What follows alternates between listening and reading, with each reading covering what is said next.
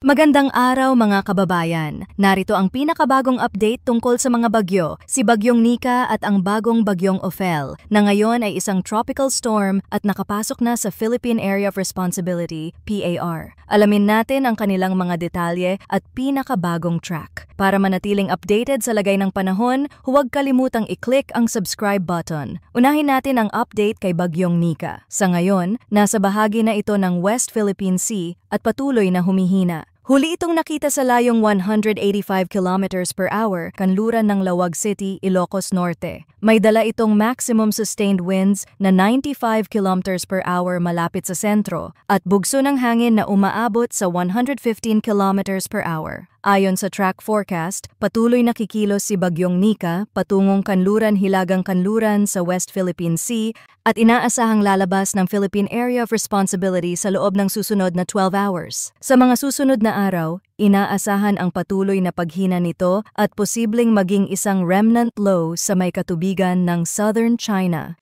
Ngayon naman, si Bagyong Ophel ay nasa layong 1,170 km sa silangan ng Timog Silangang Luzon. May dala itong maximum sustained winds na umaabot sa 75 km per hour malapit sa sentro at bugso ng hangin na hanggang 90 km per hour. Kumikilos ito pakanluran-hilagang kanluran sa bilis na 25 km per hour na may malalakas na hangin na umaabot hanggang 230 km mula sa sentro. Sa kasalukuyan, wala pang nakataas na tropical cyclone wind signal dahil kay Bagyong Ophel, subalit inaasahang itataas ang signal number 1 sa ilang bahagi ng Cagayan Valley mamayang gabi o bukas ng umaga. Tandaan na ang pinakamataas na wind signal na maaring maitaas habang naririto si Ophel sa Philippine Area of Responsibility ay signal number 4. Mahalaga para sa mga posibleng maapektuhan na maging handa. Ayon sa forecast ng Pag-asa, si Ophel ay patuloy nakikilos pakanluran-hilagang kanluran hanggang sa Huwebes ng hapon, November 14, bago ito lumiko patungong Hilaga.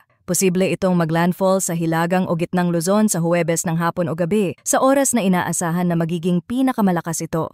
Sa susunod na 3 araw may posibilidad na umabot si Ophel sa typhoon category, kaya ngayon pa lamang paghandaan na natin ang posibleng epekto nito. Ang forecast track ay nagpapakita na tinutumbok ni Ophel ang Northern Luzon, particular ang Cagayan, Isabela at Babuyan Islands. Bagamat may posibilidad na magbago ang landfall point, tandaan na kahit hindi direkta itong tumama sa isang lugar, maaari pa rin itong magdulot ng malalakas na hangin at pag-ulan. Isa pang bagyo ang posibleng sumunod kay Ophel na may international name na Man-yi. Bagamat medyo malayo pa ito, ang kasalukuyang track ay nagpapakita ng parehas na direksyon, subalit maraming maaring magbago kaya't patuloy lamang sa pagtutok sa mga susunod na ulat. Sa ngayon, kahit papalayo na si Bagyong Nika, nakataas pa rin ang Tropical Cyclone Wind Signal number 1 sa ilang lugar, kabilang ang Ilocos Norte, hilagang bahagi ng Ilocos Sur, hilagang bahagi ng Apayao, hilaga at kanlurang bahagi ng Abra, kanlurang bahagi ng Babuyan Islands, hilagang kanlurang bahagi ng Cagayan. Ang mga lugar na ito ay maaring makaranas ng malalakas na pag-ulan, kaya't maghanda para sa posibleng pagbaha at landslide.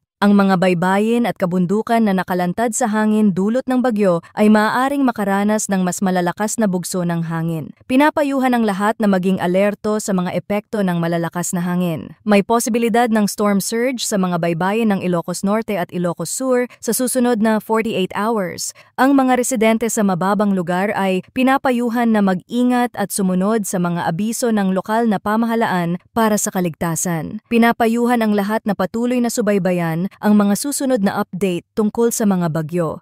Maging handa sa mga posibleng epekto tulad ng pagbaha at pagguho ng lupa, lalo na sa mga lugar na nasa ilalim ng tropical cyclone wind signals. Ang panahon ay mabilis magbago kaya manatiling updated sa mga susunod na ulat mula dito sa channel para sa pinakabagong balita sa lagay ng panahon. Maraming salamat sa inyong pagtutok at manatiling ligtas mga kababayan.